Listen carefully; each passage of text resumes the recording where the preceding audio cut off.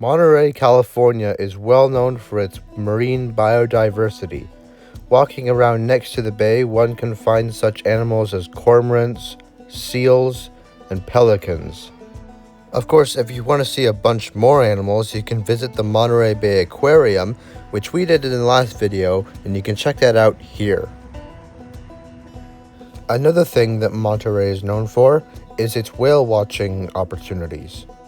Whale watching tours operate daily out of the Monterey Whale Watch Center in the Fisherman's Wharf. And apparently, there's a 90 to 99% success rate for these tours, regardless of the month, and I believe them.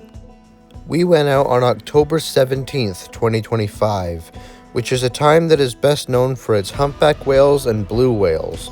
So those are what we're going to be hoping to see today. We climbed aboard our boat and departed the dock early in the morning that day, and went out to the spot where the most whale sightings in the area had been recorded. The reason why Monterey whale watching is so good is because of the Monterey Submarine Canyon. This is a mile-deep fissure deep underwater that brings nutrient-rich waters up from the surface, which then attracts many a different sea creatures such as whales, fish, and pinnipeds to feed. Upon reaching the location of the canyon, it took us no time at all to spot our first whales. Most of what we would see today were humpback whales. Throughout the month of October, humpback whales in the area can be seen preparing for their massive winter migration to the south. They do this by feeding a lot. One of the creatures attracted to the surface by the nutrient-rich waters of the canyon is krill, which is the main source of food for humpback whales. During peak season in October, an adult humpback whale can be seen eating up to 1.5 tons of food per day. Those adults can also reach lengths of up to 60 feet and weigh as much as 40 tons. Humpback whales also have the longest migration of any mammal species on Earth, up to 16,000 kilometers it is, as they travel from their frigid cold feeding grounds to their warm tropical breeding grounds. Probably the most peculiar sighting we came across during today's outing was this: an enormous group of sea lions all racing along together as a single group. Apparently they were fleeing from something, according to our tour guide, who said that there might be some unseen predator below the waves or an underwater earthquake or something to spook these guys into running away. Now, I'm not entirely sure what it is, but if you think you might know, drop it in the comments because I'd like to hear your thoughts on this. This was super cool to see though. What's even better, we soon came across this group of about 3 to 5 humpback whales. The sea lions, still fleeing, got right in between this massive group of whales, presumably to somehow hide from whatever unseen predator was chasing them from below the waves. And these whales got super close to our boat. This was definitely the highlight of our entire outing. This was very cool.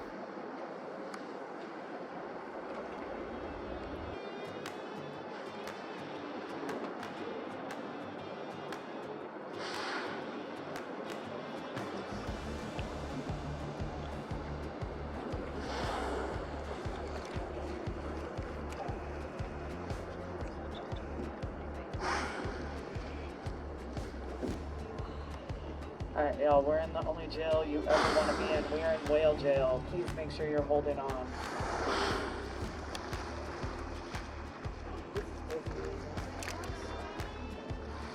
One of these whales is a whale that we know very well. Its name is Ventana. That's the one with the really gnarly scars on its back.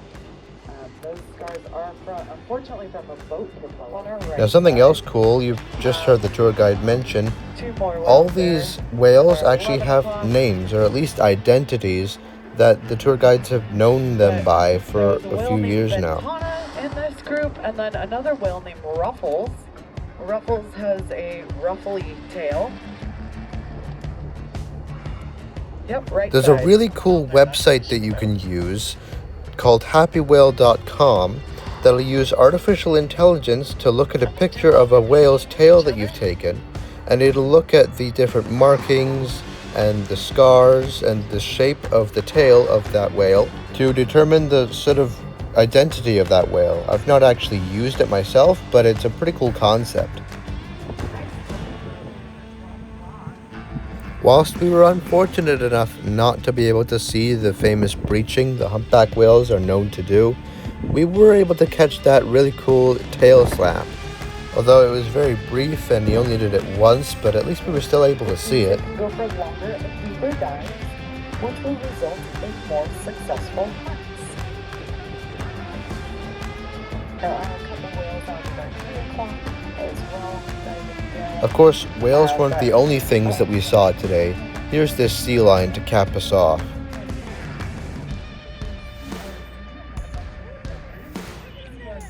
Overall, this was super fun. Definitely one of the highlights of the entire journey for me. Now, if you remember a few months ago, I put up a video where we did some whale watching in Tofino on Vancouver Island.